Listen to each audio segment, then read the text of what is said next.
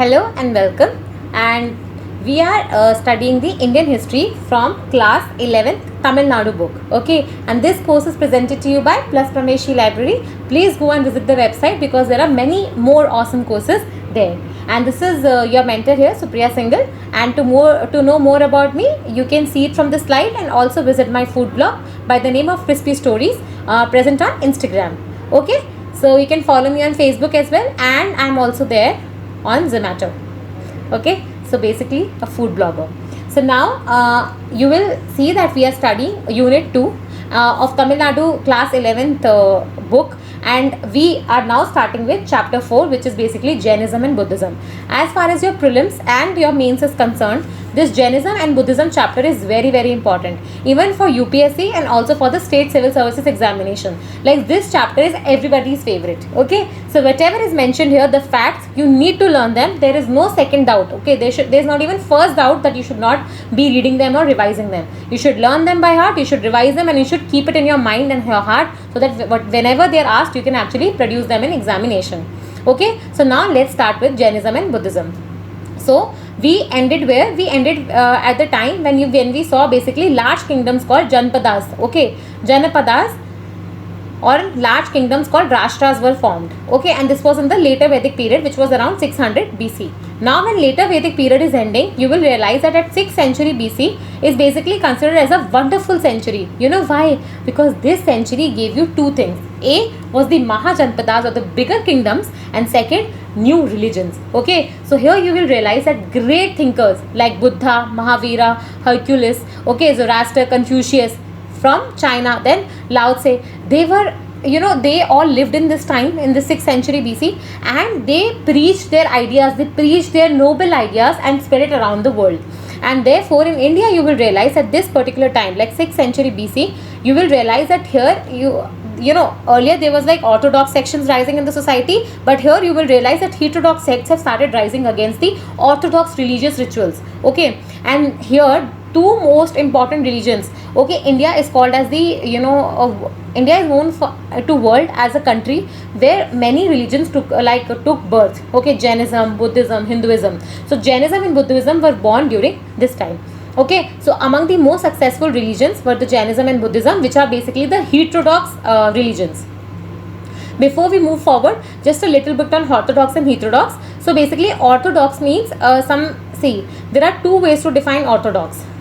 Okay, one is orthodox, basically, which we call as kattarta. Okay, something that you believe in conservatism, something that you believe in your religion, and you want to follow it like hardcore. You want to follow all its rites and rituals, and you even follow them blindly without applying your mind. But then there are heterodox sections. Okay, these are those which want to follow rituals but not without application of mind. Like, spirituality has to be there, but not at the cost of rituals that do not have any scientific basis. Now in India, the philosophies that we have, we divide them on the basis of whether these philosophies accept the authority of Vedas or not, because Vedas were an important source or literature in the country. So the religion or the sects or the philosophies that accept the authority of Vedas, which consider that Vedas are important, are orthodox, and which do not are considered as the heterodox religions of philosophy. And Buddhism and Jainism fall in this heterodox category. Okay. Now we will first study about the why was there need of rise of new religion. Like, what was the cause of rise of Jainism and Buddhism? So the primary cause, as we studied in the last chapter also, was basically the religious unrest in India at that particular point of time, which is 6th century BC. Okay, the rituals, the complexity of those sacrifices, so expensive sacrifices became in the later Vedic period that they were not at all possible for common people. Like, common people felt like as if God, they could never achieve God, they could never realize God, they could never attain what we call as spirituality in a particular religion. Okay, the sacrificial ceremonies, they were very expensive, as I already told you. They were having many superstitious beliefs and mantras which confused people, because they did not understand the language, and there were so many rituals like this also you need, that also you need, this you have to add when, then you have to follow this mantra. It became so impossible for a common man to actually perform a normal sacrifice without calling a priest. Okay, and the teachings of Upanishads, which was an alternate system to the sacrifices, they were very philosophical in nature. Like this was like metaphysical thoughts, like metaphysical in the sense that when will the world start, when will the world end, and etc. And these, I mean, for a person who is actually, you know, struggling to earn food for 2 times in a day, for him metaphysical world seems to be like a very unrealistic thing to talk about. Okay, and therefore what was needed was like a religion, a philosophy which was very simple, which was sweet, which was short, but yet applicable to mind, yet achievable, and which could provide an easier way for salvation of people. And thus basically you will find that such religious teachings should also be in a language which is known to people. It should not be in Sanskrit, because Sanskrit was only known to priests. But what about the languages like Prakrit, or which were the common languages? Okay, then if you talk in these languages, if you spread your message in these languages, it reaches to larger people. Larger people can participate in this particular teaching. But if you're only talking in Sanskrit, common people cannot participate. And that is why you will find Buddha and Mahavira. Buddha, who's the founder of Buddhism, Mahavira, who's actually the Tirthankar, 24th Tirthankar of Jainism. They both actually used the common languages to preach, to spread their knowledge, to spread what they wanted to teach.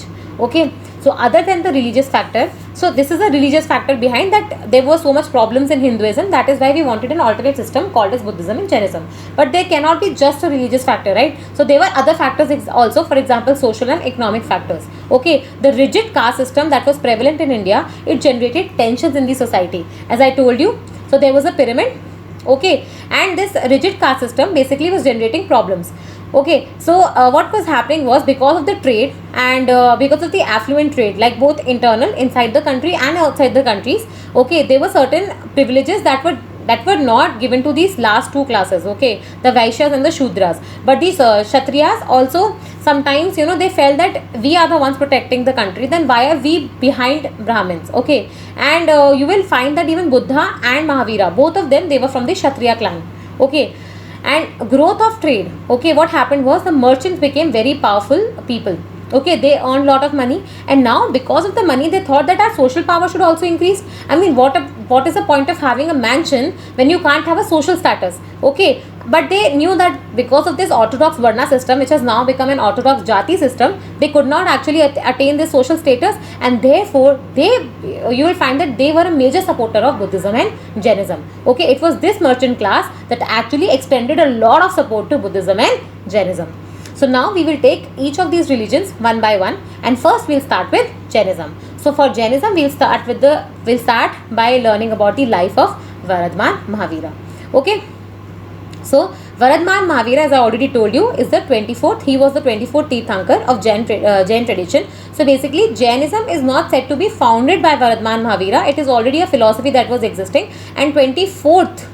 Okay, so Tirthankar he is, but there were earlier 23 Tirthankars that came before Mahavira. So what you need to know is the 23rd one and the first Tirthankar. Okay, so you need to write it in the comment box below.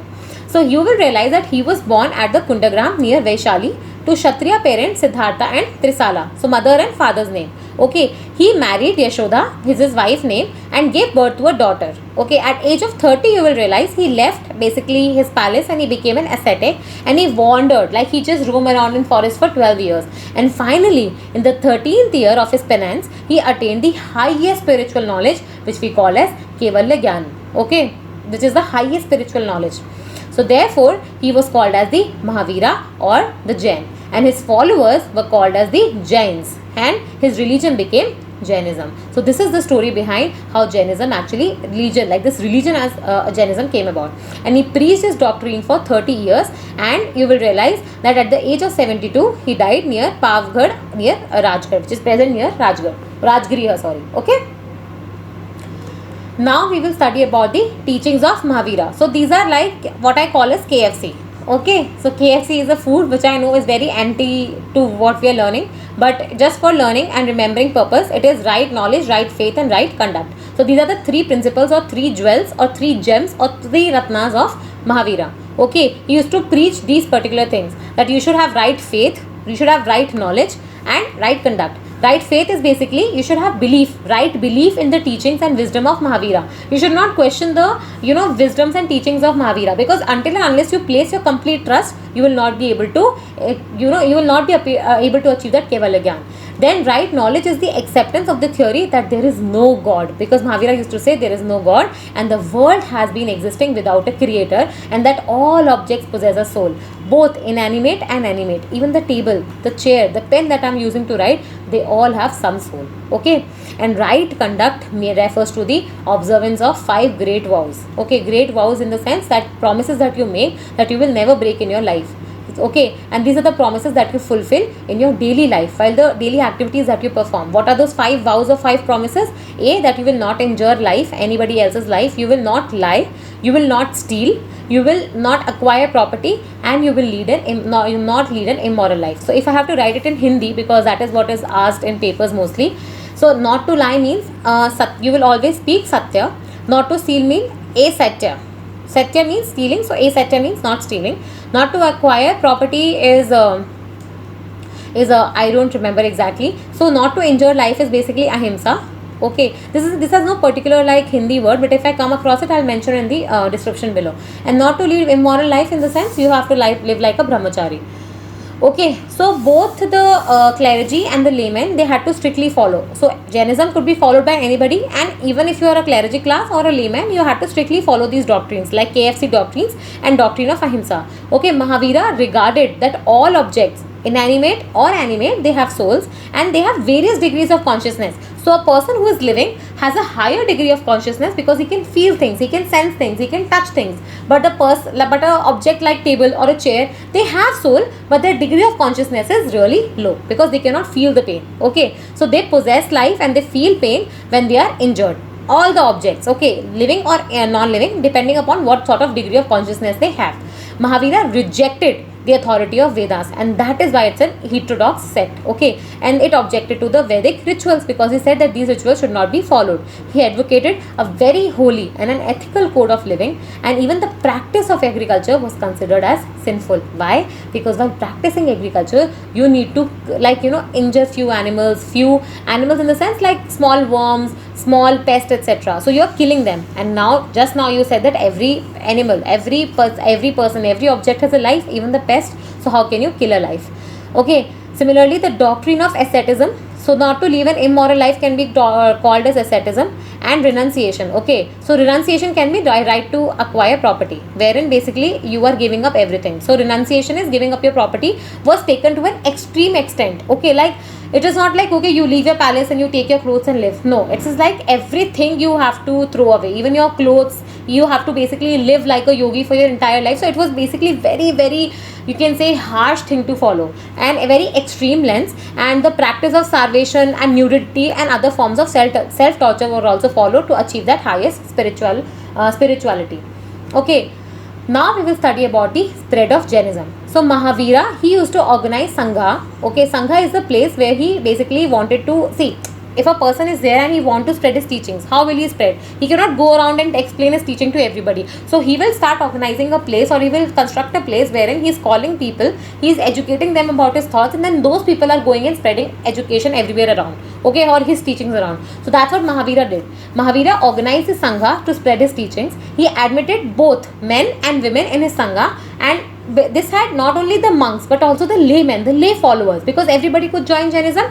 And the rapid spread of Jainism was because of the dedicated work of these Sangha. That's what I told you. Mahavira dedicated his teachings to these people, and these people then spread around, and it was their dedication actually spread the Jainism around. Okay, it spread rapidly in Western India, in Karnataka, Chandragupta Maurya, okay, Kharavela, king of Kalinga or Odisha, and the royal dynasties of South India. For example, Gangas, Kadambas, Chalukyas, even Rashtrakutas. Okay, so they all patronized Jainism, and this is important. I know this seemed like the most unimportant part or non-important part, but this actually came in UPSC prelims. Okay, so UPSC gives questions from where you least expect them.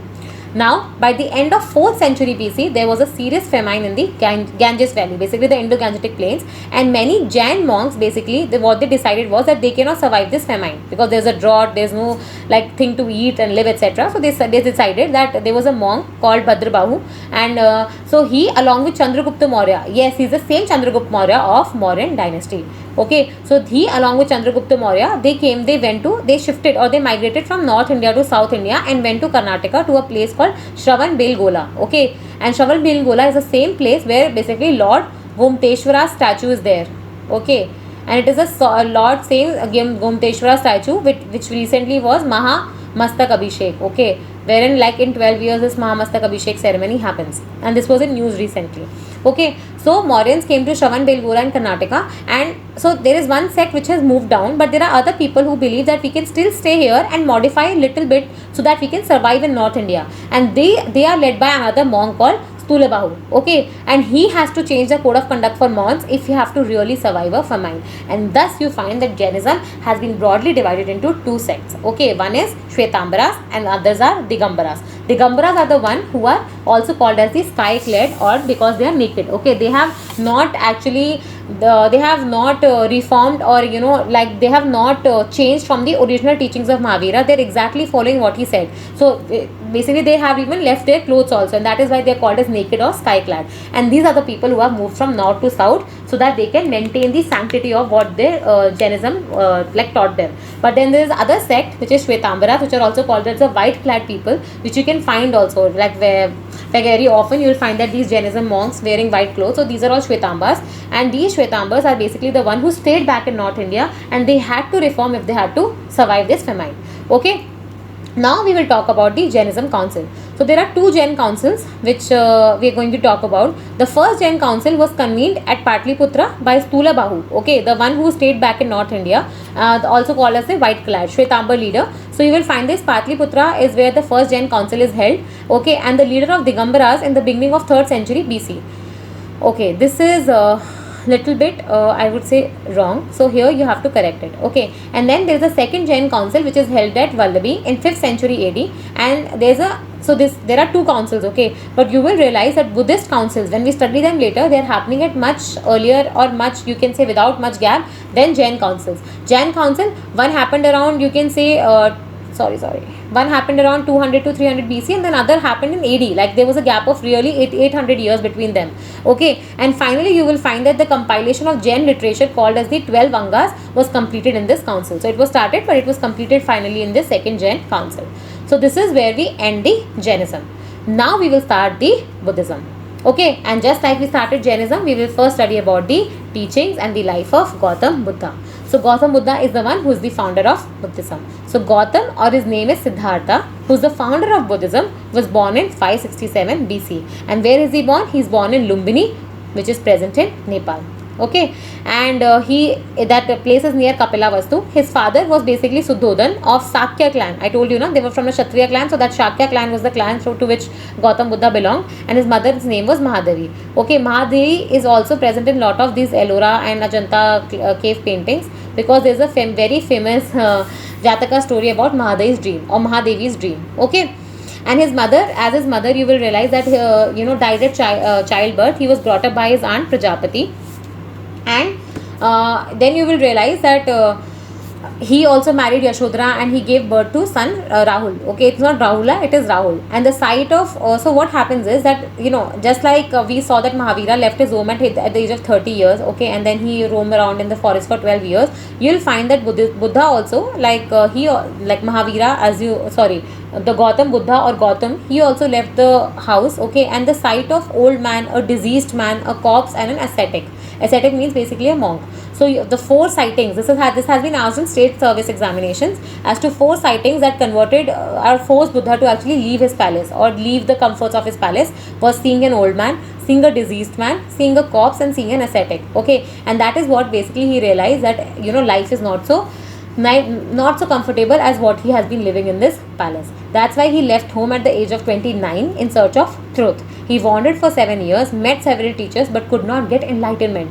At last, he sat under the Bodhi tree at Bodh Gaya, and he did intense penance, like intense meditation, after which he got enlightenment, which we call in Buddhism as nirvana. In Jainism we attain Kaivalya Gyan, in Buddhism we attain nirvana at the age of 35, and since then he became the enlightened one, which we call as Buddha. Okay, he delivered his first sermon at Sarnath. So he was born in Lumbini. He basically attained nirvana at Bodhi tree in Bodh Gaya. Then he basically gave his first sermon in Sarnath, which was in UP near Banaras. Okay, for the next 45 years he led a life of a preacher. Like he used to go places, visit places, and he used to preach Buddhism to everybody. And finally he died at the age of 80 near Kushinagar.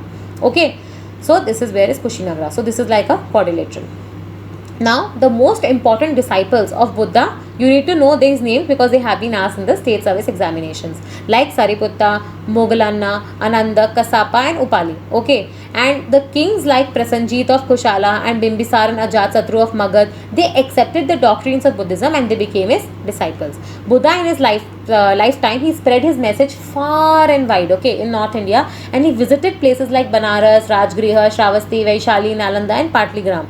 It should be noted that he did not himself, like Buddha, see, Buddhism, what is Buddha trying to do? He is trying to actually, enlighten people. He is trying to tell them that there's going to be pain in this world, but you need to live through it. Okay, you need to live a happy life.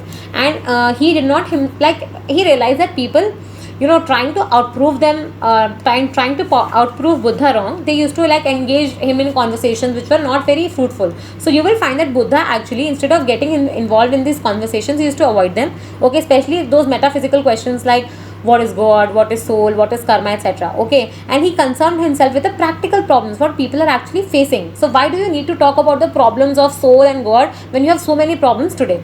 Okay, now just like we studied teachings of Jainism, we are also studying the teachings of Buddha. So just like there were 3 jewels of Jainism, you will realize that there are 4 noble truths of Buddha. What are these 4 noble truths of Buddha? A, that the world is full of suffering. Second, the cause of suffering is our desire, which we call as Trishna. Okay, what is called as Trishna.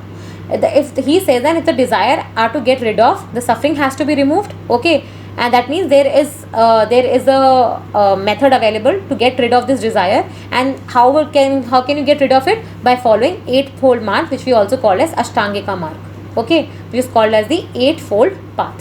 This 8-fold path consists of, now this you need to remember: right view, right resolve, right speech, right conduct, right livelihood, right effort, okay, then right mindfulness, and then there is right concentration. Okay, so what are these 8 right things are there?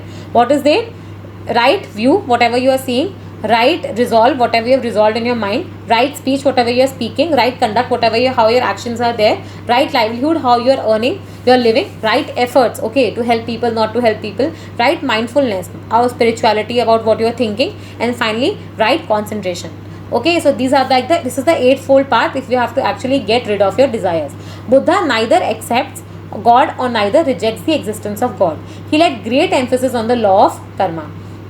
He argued that the condition of man in his life, it depends upon his own karma, upon his own deeds. Okay, he thought that soul does not exist, unlike Jainism, where he said that even inanimate objects had soul. However, he emphasized, just like Jainism, ahimsa. Okay, his love for human beings and all loving creatures, he said that you have to love everybody and everybody wants to be loved. So you cannot be violent towards them. Even under the gravest provocation, he did not show the least anger or hatred, and instead, he used to conquer everybody by his love, by his compassion, and his religion was identical with morality, and it emphasized purity of thought, your words and your deeds. He was a rationalist who tried to explain things by talking reason, by getting you into question and answer mode, and reasoning with you. And instead of, he used to tell you that do not follow blind faiths, do not follow superstitions, apply your mind and then follow anything.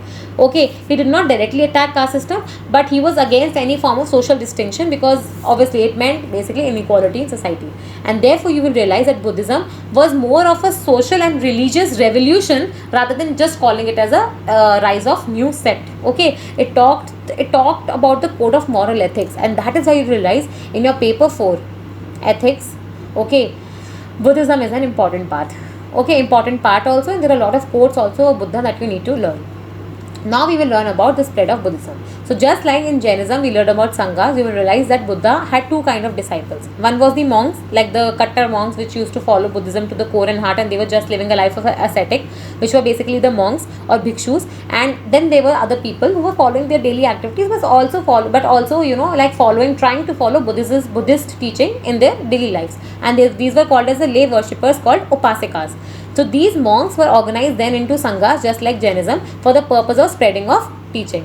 Okay, the membership was open to everybody, male, female, okay, any caste, Shudras also, and there was a special code for nuns restricting their residence and movement. Sariputta, Moggallana, Ananda, they were the very famous monks, and they were also the disciples of Buddha. The Sangha was governed on the democratic lines, and this was a question asked in UPSC prelims. Okay, that Sanghas were not run on some monarchy based things. They were basically very democratic, and they empowered basically disciples so that they can democratically run these institutions. You will realize that Buddha actually, because of these efforts and democracy and giving, empowering people to take their own decisions, Buddhism actually gained much more rapid progress in North India, even not only during Buddha's lifetime but also after Buddha died. Okay, Magad, Kosala, Kosambi and several republican states, they actually went on to embrace this religion. And you will realize that Mauryan Emperor Ashoka, even after 200 years of Buddha's death, Ashoka actually embraced Buddhism. You know na, he turned from Beri Ghosh to Dhamma Ghosh after this war of Kalinga. And you will realize that Ashoka was very instrumental in spreading about Buddhism in the not only in India but also the Indian subcontinent to Sri Lanka, Myanmar, etc. He sent his missionaries everywhere. And you will realize that this local religious sect which was born in India was now totally reformed, and you can say had a worldwide impact because of Ashoka. Okay, now just like there were Jainist councils, we will also have Buddhist councils. The first Buddhist council was held at Rajgriha. So what we'll do, we'll write here first, second, third and fourth. Okay, so the first Buddhist council was held at Rajgriha, and it was, so what you need to remember about these councils is, first, when were they held, under whose presidentship or chairmanship, and where were they held. So first Buddhist council basically was held at Rajgriha, and it was just after the death of Buddha.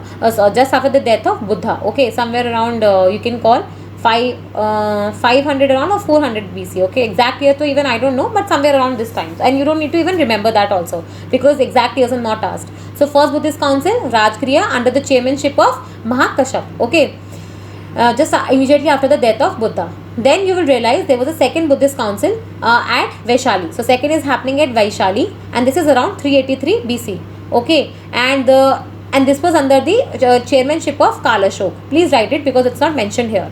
The third Buddhist council basically happens during the time of Ashoka.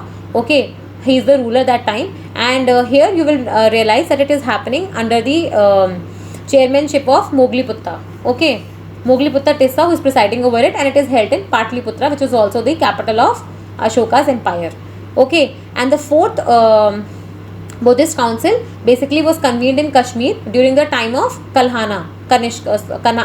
the time of Kanishka. Okay, who was a Kalhana ruler, Kushan ruler. Okay, and this meeting was held in Kalhana, Kashmir. Okay, and the president, so there were two presidents, one was a chairman, other was a vice chairman. Okay, so you will realize that it was held under the chairmanship of Vasumitra, and then there was Asvaghosha, who was like the vice chairman. Okay, and you will realize soon that why there was a vice chairman and chairman in this council. So now when you know where are these four councils held, when were they held, and whose chairmanship and whose empire was then, now we will study that what was discussed in these councils. Okay, so the first Buddhist council you will realize is happening just after the death of Buddha, and what will be the aim? The aim would be to actually maintain the purity, or basically to ensure that the teachings of Buddha do not get diluted. So maintain the purity of teachings of Buddha. The second Buddhist council was convened in around 383 BC, and the aim was that only to ensure that somewhere we can compile the teaching, etc. The third Buddhist council we already know was held during Ashoka, and here you will realize the final version of three Pitakas. What were the three Pitakas? Three Pitakas are basically the three books, okay, of Buddhism as we know them, and they are completed in this council. And finally you will realize in the fourth Buddhist council is where the Buddhism also gets divided into Mahayana and a Hinayan circle, okay, and that is why here you have vice chairman and chairman, okay. So Vasumitra and Asvaghosa. So the new school of Buddhism called Mahayan Buddhism, or which is also called as the upper wheel or the elder wheel of Buddhism, came into existence during this council. And finally what is the difference between Mahayan and Buddhism? For the, like basic difference I'm telling you, and more if you want to know, you should refer to the course of ancient history, which is covering entire ancient history in detail. This is like just the revision of Tamil Nadu book, so we will stick to it, otherwise the courses will become really long. So Hinayan, Mahayana, basically Hinayan is what Buddha started, wherein you are not worshipping Buddha as an idol or as a person, you are just Buddhist, you are worshipping Buddha symbols like as a lotus, as a horse, as a wheel, as an empty throne, etc. Here you will find that Buddha has no image, Buddha has no human face, okay, and here you will find that there is no concept of Bodhisattva. But if you come to Mahayan Buddhism, here you will find that people have started worshipping Buddha just like they used to worship other gods, okay. Buddha has a face, Buddha has a sculpture, and you are like doing idol worship, like, and then here you are, see, in Hinayan you are following the common language of people. Here you are not following the common language, but instead you are actually using Sanskrit to preach, etc. And here you again started rituals and huge expensive sacrifices, etc. Like you can say somewhere Mahayana is more like in parallels to Hinduism, but Hinayan was what it was very different from Hinduism, okay. So the Buddhist texts, you will find that they are collected and compiled 500 years after the death of Buddha, and the three Pitakas that I told you about, they are also called as Sutta Pitaka, Vinaya Pitaka and Abhidhamma Pitaka, okay. And these three Pitakas, they are basically these are what we call as the three Pitakas or three books, and these are written in the Pali language because Buddha used to preach in Pali, okay. Sutta Pitaka, Vinaya Pitaka and Abhidhamma Pitaka. Now what is your homework is to actually tell me in the comment box below, what do you mean by Sutta, Vinaya and Abhidhamma, okay. What is there in Sutta Pitaka, what is there in Vinaya Pitaka, and what is there in Abhidhamma Pitaka. Now we will discuss about the causes for the decline of Buddhism in India, okay. So the revival of Brahmanism is one of the greatest cause for decline of Buddhism, okay, and this are very well explained in that ancient history wall chart chapter, okay, where I've told you about how Buddhism, how basically the new rule of Sungas and Kanvas, they were actually Brahmin followers, and how it led to the decline of Buddhism. I give you a story also then, so please do watch that course. It will be, the link will be given in the description below. The revival of Brahmanism and the rise of Bhagavatism led to the decline in the popularity of Buddhism. The use of Pali, the language of masses, was basically one of the important points of Buddhism to spread. But then you realize that when Mahayan Buddhism came around in the fourth Buddhist council, which is around 100 AD, you will realize that Buddhism began to adopt Sanskrit, which was the language of elite, and that is why the popularity it had earlier also dropped. After the birth of Mahayan Buddhism, the practice of idol worship, making offerings to the idol, and conducting these large sacrifices and superstitions and rituals, etc., it led to the deterioration of the moral standards of what Buddha actually started. Moreover, the attack from the outsiders like Huns and Turkish invaders, they destroyed the monasteries, and all these factors combined, they led to the decline of Buddhism in India, okay.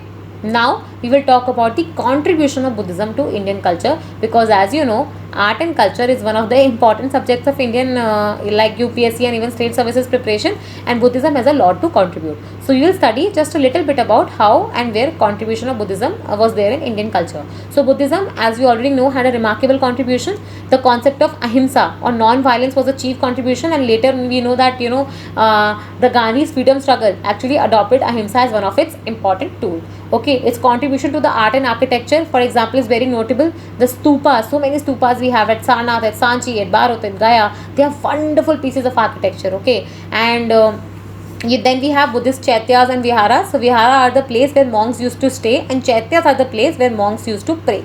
And this has been asked in UPSC prelims, okay. Vihara, in the sense, vihar is basically, we say this is something's vihar, something's place to live, okay, abode of living. So vihar is where they used to stay, and chaitya is where they used to pray.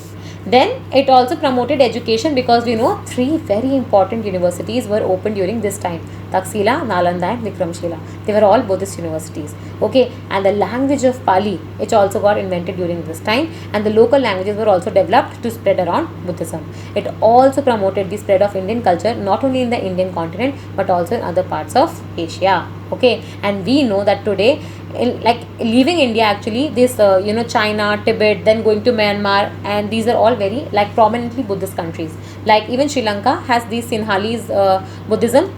Myanmar has these this Burma Buddhist. Okay, Tibet, we already know they have a separate sect of Buddhism, in China also. So you know that apart from India, you will find that in India also, Ladakh and these Himalayan states, they have a like a huge prevalence of Buddhism. But apart from that, you will realize that Buddhism has generally be on a decline. But these Eastern Asian countries, like North and South both, like Japan, South Korea, China, Tibet in the top, and in the South, if we go to then all these Southeast Asian countries, we will realize Buddhism has a huge following. Okay, so with this we complete this particular chapter as well, and now we will start with the new chapter, which is the chapter 5, and this is about the rise of Magad, and here we will talk about Ashoka, Chandragupta Maurya, etc. Okay, so first we'll talk about Magad and Alexander invasion, and in the next chapter we will discuss about the Ashoka. With this, I hope you are learning a lot, and if you have any like demands in the course that we should be making, and if you're really liking the course, then hit the like button and also do comment in the comment box below. Thank you.